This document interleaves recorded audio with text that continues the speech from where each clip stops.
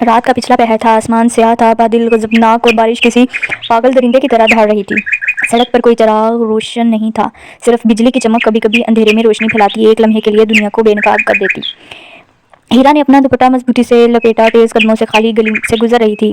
اسے گھر جلدی پہنچنا تھا کیونکہ محلے میں آئے دن وارداتیں ہوتی رہتی تھیں، مگر آج کی رات اسے خود بھی اندازہ نہ تھا کہ وہ ایک ایسی چیز دیکھنے والی ہے جو اس کی زندگی بدل دے گی۔ وہ ایک موڑ پر پہنچی ہی تھی کہ اچانک سامنے والی خالی پلاٹ سے کوئی عجیب سی آواز آئی۔ ہیرا رک گئی، پھر بجلی کڑکی اور اندھیرے میں روشنی پھیلی۔ اگلے لمحے اس نے جو دیکھا، اس کی سانس حلق میں اٹک گئی۔ ایک مرد جس کے ہاتھ میں چھری تھی اور اس کے قدموں میں پڑی لاش وہ کھینچ کر جھاڑیوں میں لے جا رہا تھا۔ بجلی دوبارہ چمکی، اس بار قاتل کا چہرہ صاف دکھائی دیا، اور وہی لمحہ تھا جب قاتل نے بھی اسے دیکھ لیا تھا۔ قاتل رک گیا اور اس کی نظریں سیدھی ہیرا پر جم گئی۔ ہیرا کا دل دھک سے رہ گیا، پھر وہ بھاگنے لگی، پورے زور سے، بغیر سوچے، بغیر پیچھے دیکھے۔ بارش اس کے چہرے پر چبک کی طرح پڑ رہی تھی، پیچھے سے قدموں کی تیز آواز آ رہی تھی۔ قاتل اس کا پیچھا کر رہا تھا۔ نہیں نہیں، مجھے کہیں پناہ چاہیے۔ اس کی سانس اٹک رہی تھی۔ گلی مڑتے ہوئے اسے دور کہیں جنگل کے کنارے ایک پرانا ٹوٹا سرائے نما گھر نظر آیا۔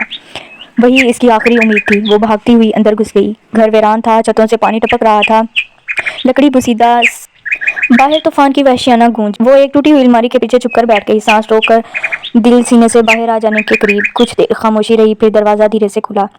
چڑچڑاہٹ نے خاموشی کا گلا گھونٹ لیا۔ میں جانتا ہوں تم یہاں ہو، قاتل کی آواز گونجی۔ ہیرا کا پورا جسم کانپنے لگا، قدموں کی آہٹ قریب آ رہی تھی، وہ سانس تک نہ لیتی۔ تم نے جو دیکھا ہے اس کی قیمت تمہیں چکانی پڑے گی، قاتل بڑبڑایا۔ وہ ٹوٹے ہوئے فرش پر چلتا ہوا ہر کونے میں جھانک رہا تھا۔ ہیرا نے خود کو اور پیچھے سمیٹ لیا۔ اچانک باہر تیز بجلی کڑکی، پورا گھر لرز اٹھا، اور اسی جھٹکے سے اوپر کی کچی لکڑی کا بڑا پھٹا ہوا شتیر اس زور سے نیچے آ گرا۔ شتیر سیدھا قاتل کے سر پر گرا اور ایک خوفناک دھماکے کے ساتھ وہ گر پڑا۔ سانس بند، حرکت ختم۔ ہیرا ساکت رہ گئی۔ کچھ لمحے بعد اس نے ہمت جمع کر کے باہر جھانکا۔ قاتل مردہ پڑا تھا، طوفان آہستہ آہستہ تھم رہا تھا۔ ہیرا نے گھر سے باہر قدم رکھا، وہ بارش کے پانی میں بھیگی ہوئی، تھکی ہوئی مگر زندہ تھی۔ اسے اب احساس ہوا کہ پناہ گاہ کی تلاش میں وہ ایک موت کے گھر میں داخل ہوئی تھی، مگر وہی موت قاتل پر آ گری۔ آج طوفانی رات نے فیصلہ خود کیا تھا اور ہیرا اس رات کی واحد زندہ گواہ بن کر رہی۔ ڈر کے وقت عقل سب سے بڑی طاقت ہوتی ہے۔ زندگی ہمیشہ اشارے دیتی ہے، مگر ان اشاروں کو سمجھنا انسان پر ہوتا ہے۔ اپنی حفاظت سب سے پہلے ہے۔ بہادری عقل کے ساتھ ہوتی ہے، بے وقوفی کے ساتھ نہیں۔